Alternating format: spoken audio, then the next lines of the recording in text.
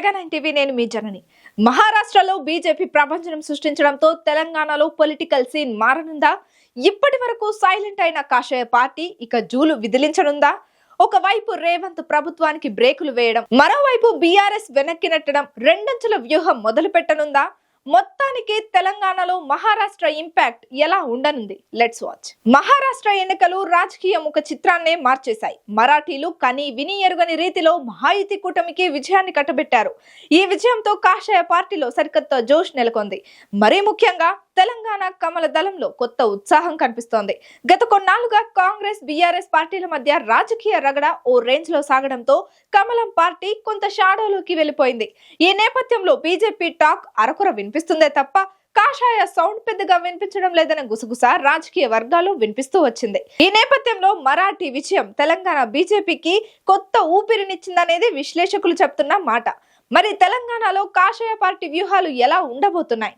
కమలనాథులు ఎలాంటి సంచలనాలకు తెర తీస్తున్నారనేది కొంత ఆసక్తి రేపుతున్న అంశం. ఇప్పటి వరకు తెలంగాణలో ఆపరేషన్ ఆకర్ష్ వ్యూహాన్ని కాంగ్రెస్ పార్టీ గట్టిగా అమలు చేస్తూ వచ్చింది. ఇకపై ఆ వ్యూహాన్ని కాషాయ పార్టీ అనుసరించే అవకాశం లేకపోలేదు. గత కొన్నాళ్లుగా చేరికల విషయంలో బీజేపీ సైలెంట్ గా ఉంటూ వస్తోంది. ఈ క్రమంలోనే అధికార కాంగ్రెస్ లో చేరికలు పెరుగుతూ వచ్చాయి. అటు బీఆర్ఎస్ నుంచి ఇటు బీజేపీ నుంచి హస్తం పార్టీ వైపు చూసిన వారి సంఖ్య ఎక్కువగా ఉంది. ఈ నేపథ్యంలో తిరిగి నేతలను ఆకర్షించేందుకు బీజేపీ గట్టిగానే ప్లాన్ చేసే అవకాశం ఉన్నట్లు విశ్లేషకులు చెప్తున్నారు. ఇక మరోవైపు బీఆర్ఎస్ పార్టీ నేతలను ఆయా కేసులు వెంటాడుతున్న నేపథ్యంలో నెక్స్ట్ హస్తం పార్టీ టార్గెట్ గా బీజేపీ వ్యూహరచన చేసే అవకాశం ఉందనే అభిప్రాయాలు కూడా వ్యక్తమవుతున్నాయి. కేటీఆర్ ను జైలుకు పంపిస్తామని సీఎం రేవంత్ పదే పదే వ్యాఖ్యానిస్తున్న నేపథ్యంలో ఫార్ములా ఈ కార్ రేసింగ్ లో కేటీఆర్ ను అరెస్ట్ చేసేందుకు ఇప్పటికే అంతా సిద్ధం చేసుకొని గవర్నర్ ఆమోదం కోసం ఎదురు చూస్తోంది రేవంత్ ప్రభుత్వం. ఈ నేపథ్యంలో ప్రభుత్వ ఎదురు చూపులకు గవర్నర్ బ్రేకులు వేసే అవకాశం కూడా లేకపోలేదు. ఎందుకంటే బీఆర్ఎస్ బీజేపీ మధ్య సత్సంబంధాలు ఉన్నాయనే టాక్ ఎప్పటి నుంచో వినిపిస్తోంది.